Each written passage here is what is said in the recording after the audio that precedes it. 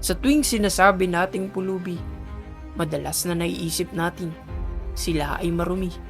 Sila ay iniiwasan. Sila ay walang patutunguhan. Ngunit, masasabi ba nating sila ang may kasalanan o pinagkaitan lang sila ng kapalaran?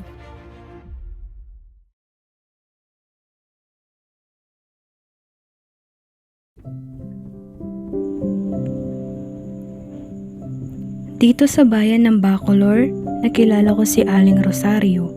Siya ay 46 years old at ayon sa kanya, siya ay 2 dekada nang namamalimos.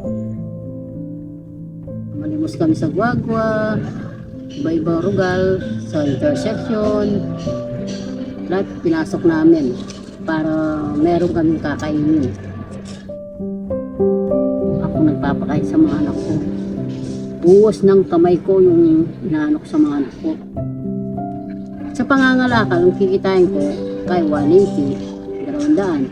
Pero sa pagpapalimos, yung sabay-sabay ko, kay 3 plus lahat, pati pangangalakal.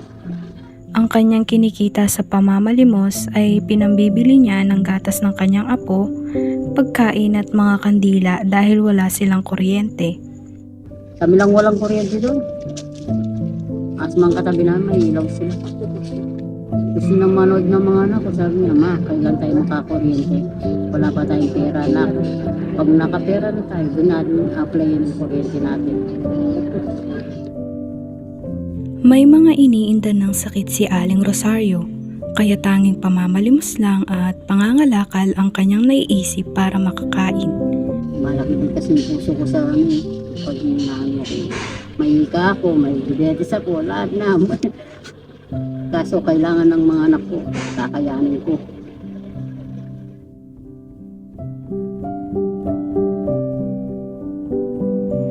Gaya ng karamihan, sila din ay kinukutya at pinandidirihan dahil sa kanilang kalagayan. Sabi nila may sakit daw kami.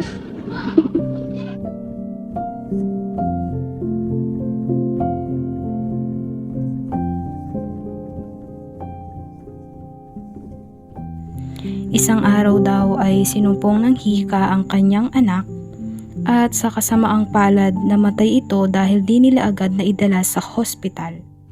Nag-emergency kami, hindi pinahiram ng biyanan ko yung tricycle. Hanggang namatay siya.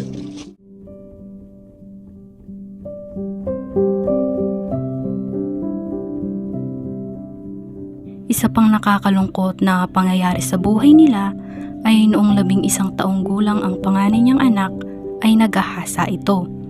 At dahil sa kawalan ng pera, wala silang nakuhang hustisya. Yung panganay ko na-rape din. Isa rin problema ko yun. 11 anyos. Na-rape siya. Problema ko rin yun. Hanggang ngayon, hindi pa nahuli yung nag-rape sa akin.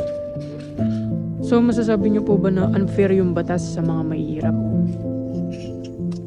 Namimili lang tayong mga gobyernong sinong matutulungan nila eh. Para sa inyo po ba is unfair yung mundo?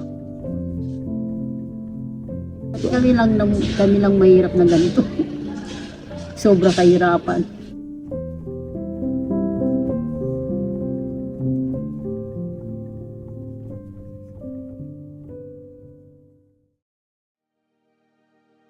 Sadyang hindi patas ang batas dito sa Pilipinas. Marami ang di nakakamtan ang karapatan. Lalo na ang mga pamilyang pinagsakluban ng magandang kapalaran. Mga pamilyang nahihirapang makahanap ng panglamang tiyan.